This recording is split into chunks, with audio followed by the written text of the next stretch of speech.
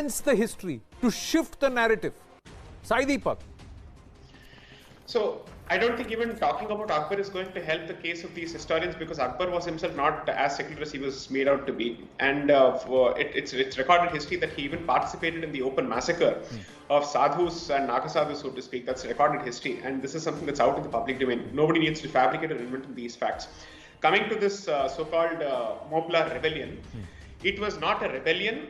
If it was a rebellion, it was a rebellion against the British for the establishment of a khilafat, of a caliphate. So each time they say they fought against the British, they fought against the British, we don't talk about what was the end goal there. What is it that they were actually pushing for? They were certainly pushing for the establishment of caliphate. That is the clear fact. Point number one. Point number two, the statement that Professor Khanna made about why are we communalizing history? Why are we actually giving it a religious picture? I mean, why are we secularizing history is my question. At least learn to accept facts for what they are and what they were, when specifically the aggressors specifically spelt out their own goals.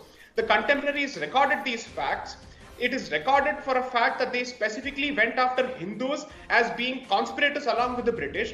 They saw British and Hindus as being aggressors who had occupied Muslim lands, and therefore they decided to go after both. So to turn this into a peasant rebellion, I'm so sorry, is a retrospective secularization of history, which according to me is harakiri, and this is a denial according to me of a war crime. This was a specific call for jihad against Hindus as being people who had conspired with the British to take over what they felt was their property, and not just property, religious property. So if the call for this particular rebellion starts with a jihad, it's no more a rebellion. It takes a very specific religious hue.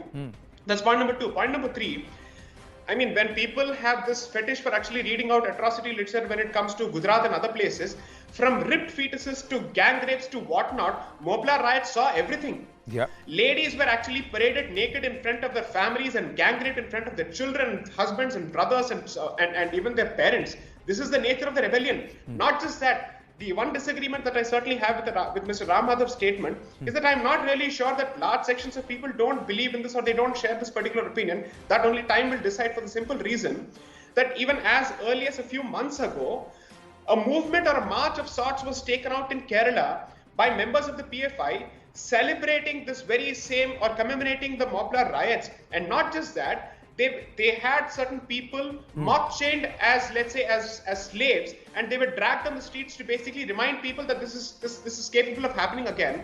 Number three, when the anti-CAA protests were going on in Kerala, what was the war cry or what was the slogan of the people who actually took out these protests? They specifically said, "Do not forget 1921, we haven't thrown our swords in the Arabian Sea." What kind of language was being used?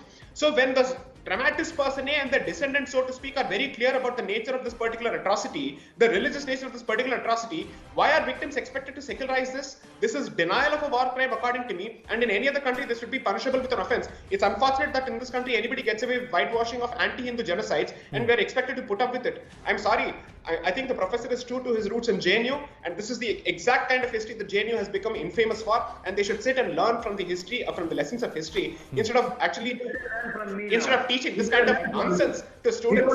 Well, this is what